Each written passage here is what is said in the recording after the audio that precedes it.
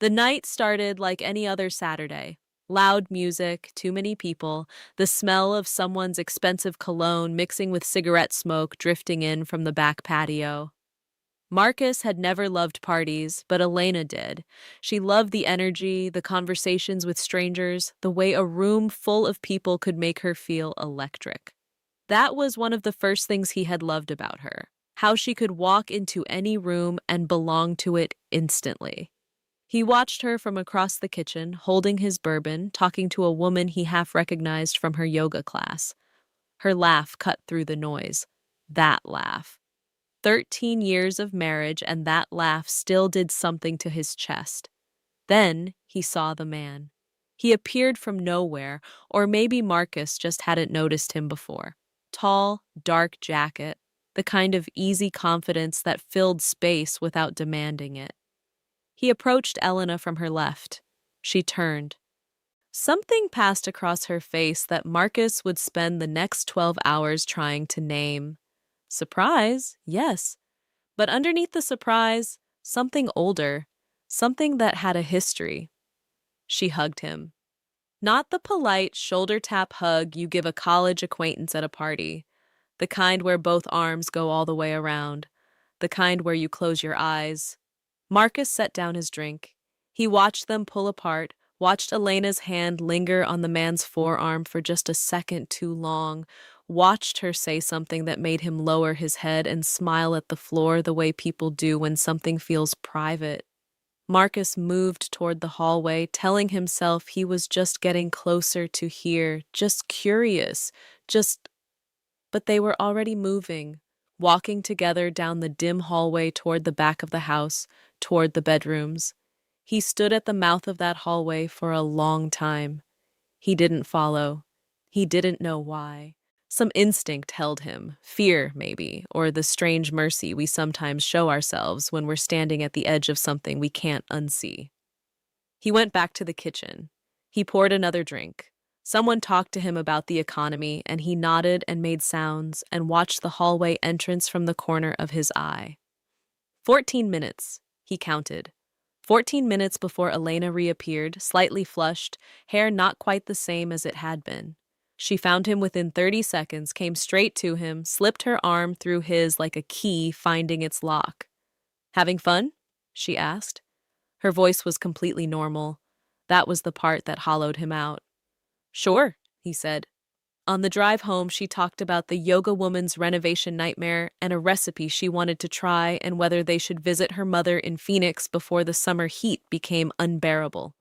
Marcus drove and answered and felt like he was listening to all of it from the bottom of a very deep lake. In bed, she fell asleep facing him, one hand tucked under her cheek, and he lay in the dark, watching the ceiling fan turn slow circles and thinking about 14 minutes and the way her hand had stayed on that man's arm, and the hug with the closed eyes, and the particular flush on her face when she came back down that hallway.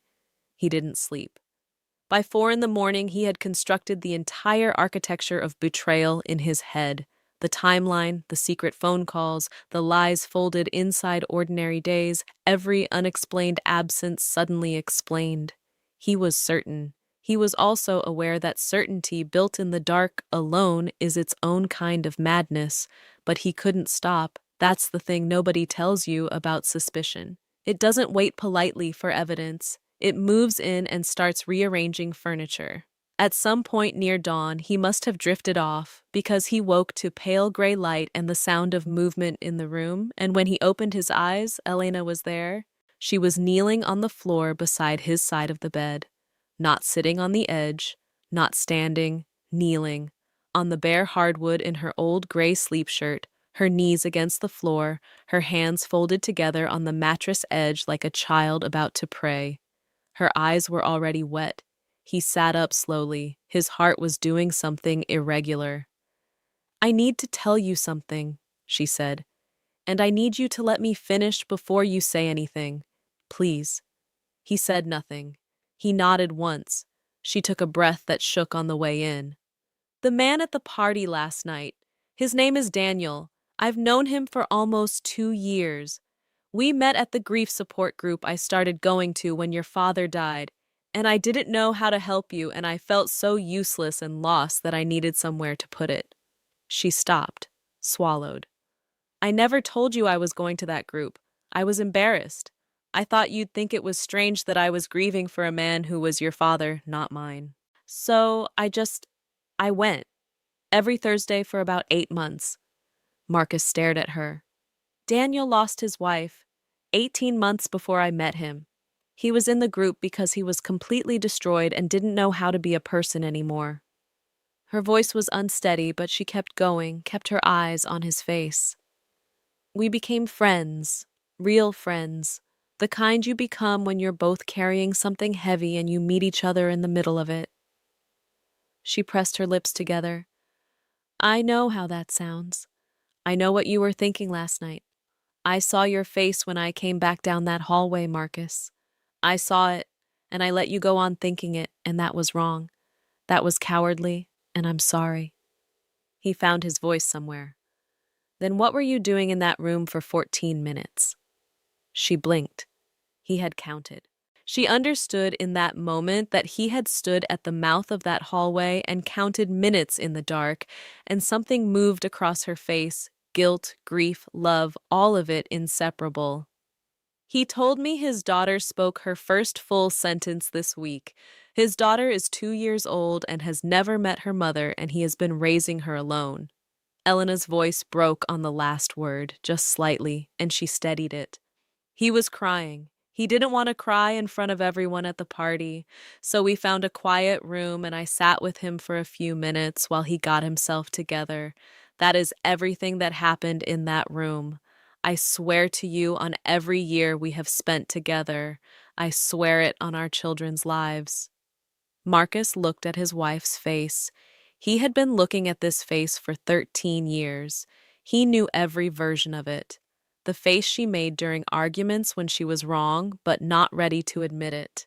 The face she made when she was tired but pretending to be fine. The face she made when she was lying. There had only been small lies over the years, surprise parties, softened truths, the ordinary, gentle deceits of a shared life, but he knew that face too. This was not that face. This was the face she made when something cost her. Why didn't you tell me about the group? He asked. His voice came out quieter than he intended. Because you were so deep in your own grief that I didn't think there was room, she said. And I know that's not fair. I know that should have been exactly when I came to you. But I was scared of adding my weight to yours, and I made a decision alone that I should have made with you. That's what I'm actually sorry for. Not for the friendship, not for last night, but for the secret. For all those Thursday evenings I said I was running errands. Her jaw tightened. I kept something from you that I shouldn't have kept, and whatever you thought in the dark last night, you thought it because I gave you reason to. That's on me. The ceiling fan turned. Outside, a bird started up somewhere in the yard. Marcus thought about his father's funeral, the specific way Elena had held the back of his neck during the burial, her hand warm and steady while everything else in the world felt like it was sliding. He thought about how, in the weeks after, he had gone quiet and inward the way men sometimes do with grief, building walls they tell themselves are protection, and how she had stood outside those walls, patient, not quite knowing how to reach him, and he had not thought once about what that might have cost her. How lonely it might have been to love someone through their grief when that person wouldn't let you all the way in. He had been so busy surviving his own pain that he hadn't noticed hers. You should have told me, he said. I know. Not because I would have been angry, because I would have gone with you. Something in Elena's face shifted, cracked open just slightly at the edges. She hadn't expected that. She had prepared herself for anger, for accusations, for a reckoning, and instead he had said the simplest, most devastating thing. I would have gone with you. I know that now, she whispered. He reached out and put his hand over hers on the mattress edge. Her hands were cold. She'd been kneeling there a while before he woke up, he realized, working up to it. Maybe kneeling there in the gray early morning, deciding that the only way through was through. I spent the whole night building a story, he said, a whole terrible story. I know, I'm sorry I gave you the pieces for it. He was quiet for a moment. I want to meet him, Daniel. She looked up at him. Not because I'm. He stopped, started again. Because he was there for you during something hard and I wasn't. And because anyone who cries at a party over his daughter saying her first sentence is probably someone worth knowing. Elena made a sound that was halfway between a laugh and a sob, the specific sound of relief and love arriving at the same moment. She pressed her forehead against the back of his hand and stayed there. They sat like that in the early light, the ceiling fan turning, the bird outside going about its uncomplicated morning. Two people in a long marriage, which is to say, two people who had chosen each other enough times, through enough different versions of themselves, that the choosing had become the thing they were made of. Not a perfect thing, a real thing. The kind that carries grief and keeps secrets sometimes and kneels on hardwood floors at dawn to confess them. Later that morning, he made coffee and she sat across from him at the kitchen table and told him about the grief group. All of it, 8 months of Thursdays, the things she'd said out loud to strangers that she hadn't known how to say to him. He listened. He didn't interrupt. Some of what she said was hard to hear, not because it was damning, but because it was a window into how alone she had sometimes felt inside their life together, and he had to simply sit with that and not defend himself against it. That was the hardest part, not the stranger at the party, not the 14 minutes. This, being willing to hear the ways you have failed the person you love most and not immediately reach for an excuse. He reached for her hand instead. Outside the kitchen window, the morning was going gold and ordinary, the neighborhood waking up, someone mowing a lawn somewhere far away. 13 years of marriage, and what he felt sitting across from her was not the clean relief of a misunderstanding resolved. It was something more complicated and more durable than that. It was the feeling of a foundation cracked open and examined and found somehow still solid.